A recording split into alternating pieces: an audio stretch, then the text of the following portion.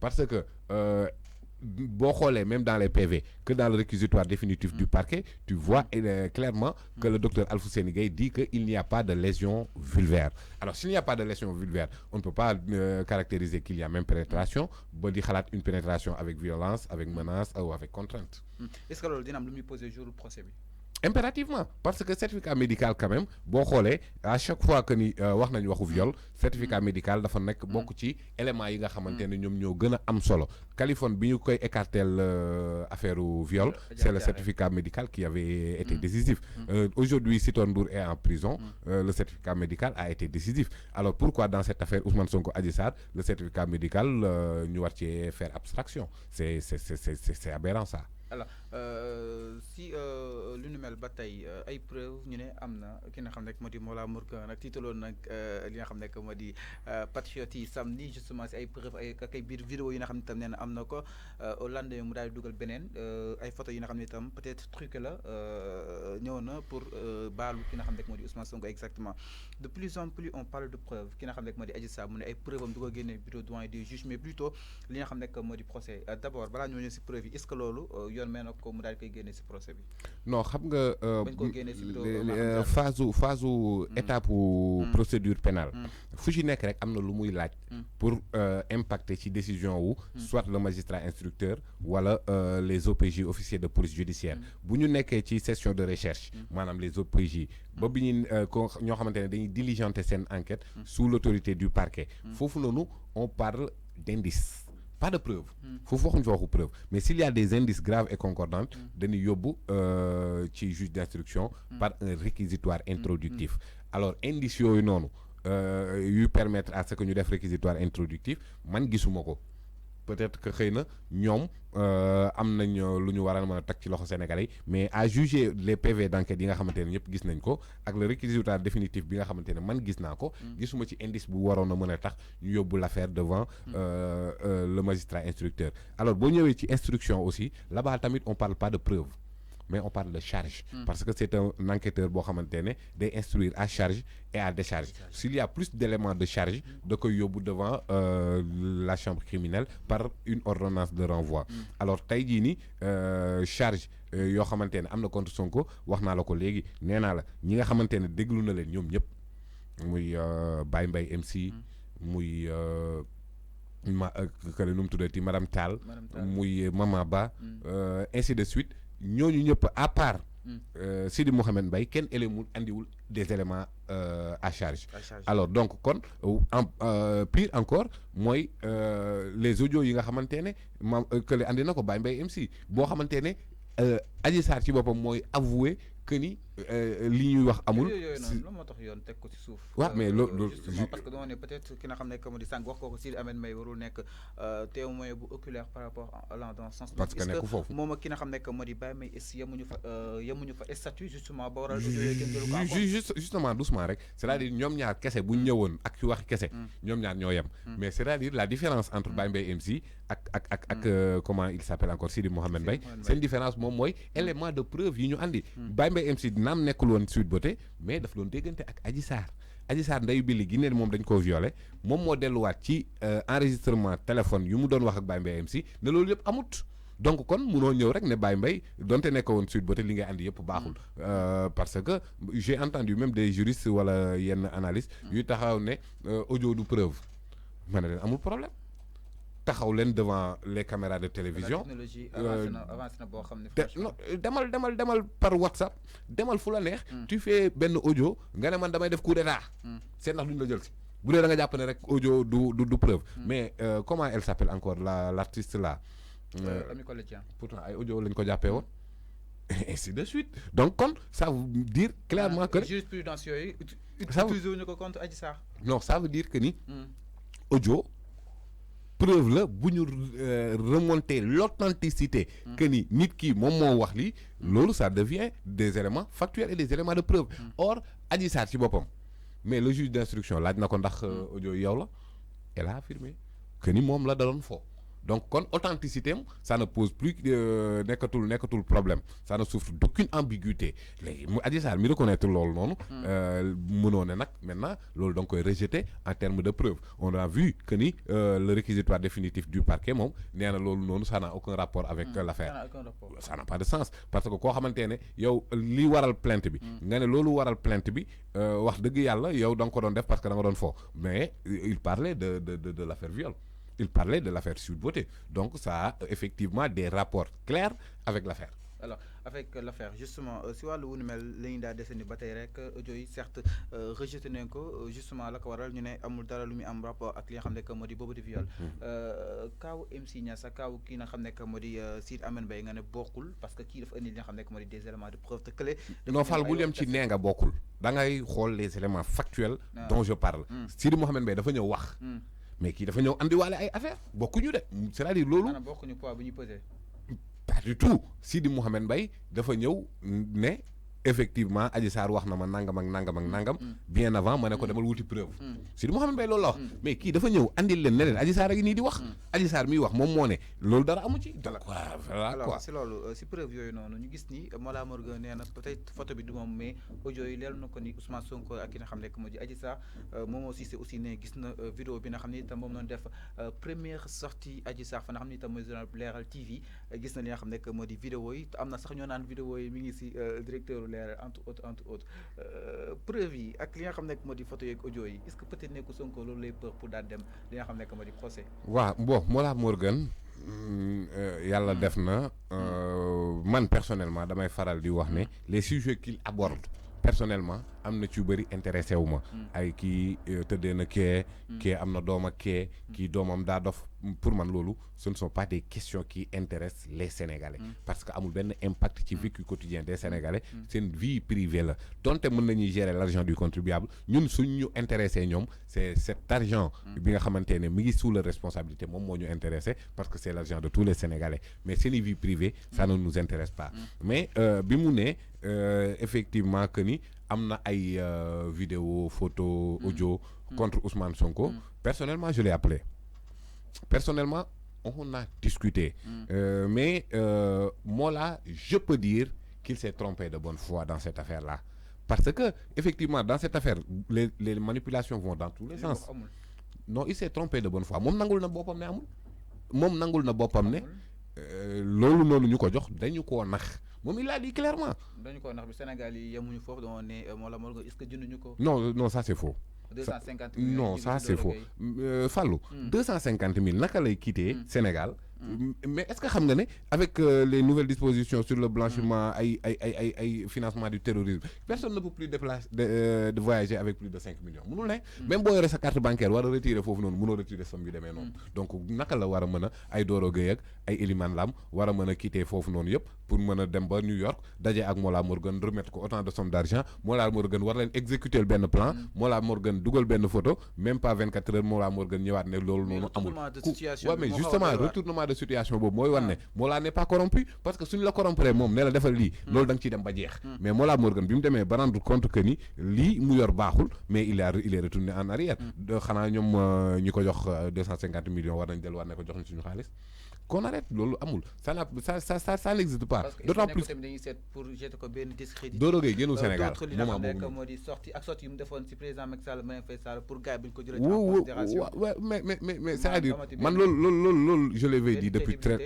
l'avais dit depuis très longtemps c'est-à-dire tey jii nii Mollah Morgun yam doon wax boo ko gëmee waa da ngay gëm bii nag par force man patriote ñoom ñoo ko si yar mais doo parfois di nga yar sa kuy ba mu ne réel mu maag mbëkk la day am donc foog ñu xam li nga xamante ne moom moo war a nekk les préoccupations des Sénégalais ñu placer ko yooyu noonu au cœur du débat public mais ay débat public boo xamante ne kii day doxaanante kee tëdd naa kay loolu ban njëriñ la am ci pour Sénégal donc non yemuma ci condamné ko je dis que amul mënul nekk parce que Cheikh Yérim bon en tant que journaliste mais juriste aussi je le connaissais avec plus de rigueur scientifique que ça boo xoolee dafa ne Ousmane Sonko dañ koo fekk ci corniche bi ak benn ku jigéen après police yi jàpp leen ne leen ñu toog xaar ñu informer le ministre de l'intérieur le ministre de l'intérieur informer le président ñu ne bàyyi leen ko mais c'est une gravité extrême bu doon mën la ci affaire boobu noonu exister li ma war a dénoncer li may dénoncer mooy comment se fait-il que des officiers de police judiciaire jàpp quelqu'un qui est en infraction war koo yóbbu justice yóbbuwuñ ko justice ñu informer le président pour mu bàyyi ko léegi président ne waa d'accord bàyyi leen ko loolu ça veut dire quoi ça veut dire que ni au Sénégal mais voilà exactement foofu laa bëggoon a ñëw kon comme que président de la République moom mooy mën a xool kan la ñuy bàyyi ak kan la ñuy jàpp bu ñu constater une infraction à la loi pénale président am na sañ-sañ toog ci palais ne bàyyi leen ko ça devient très grave en plus de quelle infraction s'agit-il mars loolu dafay fekk bu attentat à la pudeur day fekk ngeen nekk ci mbedd mi day fekk ngeen nekk foo xam ne dana fàng mais ci biir oto c'est un lieu privé en quoi yoonu policier war cee mën a nekk ba di la fa génne ba di la jàpp ba di xaar président de la République joxe ordre ça n'existe pas d'autant plus que tey jii ni Fallou sa biir oto c'est un endroit public ou c'est un endroit privé sa biir oto endroit privé mais ça non y a pas de mec qui tienne non y a pas de mec qui tienne c'est-à-dire Ousmane Sonko war a dem présidentielle 2019 quelques encablures de ces élections Ousmane Sonko garé ci place publique taal ay lampe otom ñëpp di ko gis mu nekk xale bu jigéen loolu yan na maanaa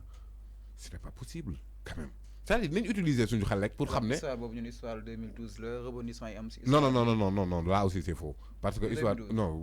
Cheikh Yérim Seck li muy wax 2012 il a bien dit 2019 il n'a pas utilisé de conditionnel non il n'a pas utilisé histoire 2012 bi am na mais kii ak 2019 non ce n'est pas teg mais bii du Cheikh Yérim Seck daf ko mujjee wax beaucoup d'autres gens l'ont dit affaire bii nii cette affaire de la corniche là ça a fait le tour Sénégal ñi nga xamante ne ils sont avertis ñëpp dégg nañ histoire boobu noonu mais la réalité est que cette histoire là n'existe pas c'est une fable de La Fontaine. voilà si loolu exactement dañuy jàll si Adji Sarr ki nga xam ne moo di Ousmane Sonko peut-être ñuy xaar seen procès allant dans ce sens xool exactement lan mooy sunu daal di mais Momo Cissé avant ngay dem foofu noonu. Momo Cissé waay. parce que yow jàpp neen la si yow dossier bi Moussa daal sonn nga si dossier bi Moussa. non pas tellement nag pas tellement c'est-à-dire. avec autant de dossiers. Moussa yaay bàjjenu dossier bi. yow boo doon wax ci yeneen mais Momo Cissé moom dafa njëkk ne moom Adji Sarr a des éléments compromettants. à leeral. interview leeral. waaw léegi bi mu ne des éléments compromettants. jóg na Babacar Touré def benn émission Seneweb ne vous vous rappelez de Momo moom moo waxoon lii Momo jóg ne ko mosumaa wax vidéo waaw Momo ne mosumaa wax vidéo j'ai dit des éléments compromettants effectivement il avait dit des éléments compromettants c'est Momo qui va jusqu'à nous dire ci Petit Déj Walfadjri que ni des vidéos am na moom moo dem post demal ci page Facebook bu Momo Cissé mu bind Pape Moussa Sow tagge ma ne ma vidéo yooyu ñu doon wax montage la maa ngi vérifier yeneen yi dégg nañ ko wala dégguñu ko moom moo delluwaat ne wan nañ ma ay vidéo wan nañ ma moo demaat ba ci biir ne man wan naa sama yaay vidéo nga lancé ko défi ci plateau CNM non c'est-à-dire xoolal toutes ces positions de Momo depuis l'affaire montage la wan nañ ma wan naa sama yaay mais gisul vidéo ça veut dire que gisul vidéo Momo n'a rien vu amul vidéo amu si mais ana vidéo bi boobu ba léegi ñu ngi wax waxu vidéo ana vidéo bi mais Fallou c'est-à-dire ñii nga xamante ne tey Momo Cissé n'a pas Adji mais arrêté ni ko si moo laa nee na am na ay vidéo te xamul yéen vidéo la vidéo amul dans cette affaire ku am vidéo na ko génne c'est-à-dire chaque jour gars yi défi maanaam Momo Cissé du moom moo accusé Sonko donc mais je les lance ñoom ñëpp défi mais ñu génne vidéo yi amul bu amoon gars yi génne nañ ko bu yàgg il faut qu'ils arrêtent aussi à un moment donné combien de personnes ont dit que ne gis nañ vidéo combien de personnes yoo ne am nañ vidéo combien de personnes ñoo ne woy vidéo nangam léegi nañ génne vidéo kenn génnewul amul alors ay photo nit yi nga xam ne itam Sonko nee na sëñ Bass moo ko installé si nga xam ne que moo di si li nga xam ne que moo di PV bi sëñ Bass nee na ko au contraire PV d'enquête bi nga yor moo lay gën a dugal que bi fi nekk exactement que ni kenn coppiwu si dara dafa ne da see def li nga xam ne que moo di ay quelques remarques mais changé wu ko exactement est-ce que yoon ak wàllu yoonal may na sëñ Bass muy def ay remarques par rapport ak li nga xam ne que moo di PV d'enquête yi. waaw c'est-à-dire cette accusation pour man elle est fallacieuse parce que Serigne Bassirou Gueye yoon may na ko bu plainte ñëwee gendarmerie ba ñuy commencé enquête moom sañ na leen ne maanaam su tey la plainte bi ñëw suba mu ne leen andil leen ma dossier bi moom mu enquêteel boppam enquêteel boppam defal boppam PV yi képp ku mu bëgg a déglu mu déglu la ku mu ci bëgg a laaj lu mu la na bëgg a laaj moom mooy choisir mu laaj la ko donc koo xamante ne am nga boobu sañ-sañ ay la yowén looy dem di modifier ji PV yow journaliste nga yo non dañ ne dafa modifier PV bi moom nee na ay remarque la si def mais mënu koo modifier parce que koo xamante ne am nga sañ-sañu defaral sa bopp PV looy modifier PV jàmbur maanaam tey jii nii Fallou yow journaliste nga gis benn article journaliste bu ñu la yónnee ngay modifier article bi balaa ngay modifier article jàmbur kay ay la yowén nee ko yow noppil bu dee am nga sañ-sañu yow defal sa bopp article am nga sañ-sañu ne ko bàyyil man ma bind article bi balaa ngay modifier fu jàmbur booboo gën a yomb di sana boobu tamit ça ne veut pas Ousmane Sonko ba muy wax loolu donc ay jeu de mots la ku xamul droit ak modifier ku xamul droit mën na tu peux être scandalisé de cette déclaration de Ousmane Sonko mais man mi jàng droit xam naa ne li Ousmane Sonko wax mënut a nekk c'est-à-dire Serigne Bassirou Gueye jël PV wu capitaine Touré modifié ko te capitaine Touré ne fi non c'est pas possible moom si boppam am na sañ-sañu defal boppam enquête am na ay manipulation non à n'en plus finir parce que moom si boppam am na sañ-sañu defal boppam enquête kay ku nga mënal defal sa bopp enquête mais pourquoi ngay modifier beneen PV donc su côté Adji Sarr ay manipulation mais bien sûr énormément moo tax ma ne la ce dossier là c'est un dossier à manipulation ku nekk day jéem a tirer de son côté donc mais quel que soit Alpha li nga xamante ne moom mooy lu constant mooy ne y a eu un complot vraiment ourdi et mal orchestré par des acteurs mal formés aussi. Alors Pape Moussa dañuy wax souvent que ni peut-être le plaignant amul droit def ay incohérences te sëñ Bass nee na Adji Sarr def na ñett Ousmane Sonko def na 6 exactement diggante ak ñett ak 6 boobu noonu ban moo siy gën a li nga xam ne que moo di peser si balance bi. non les incohérences de Adji Sarr moom clair ñëpp gis nañ ko tout le monde l'a souligné léegi Serigne Bassirou Gueye nee na les incohérences de Ousmane Sonko mu ngi ci biir PV bi man seet naa ba sonn xaw ma ñaari aspect yooyu muy wax mais quel que soit Alpha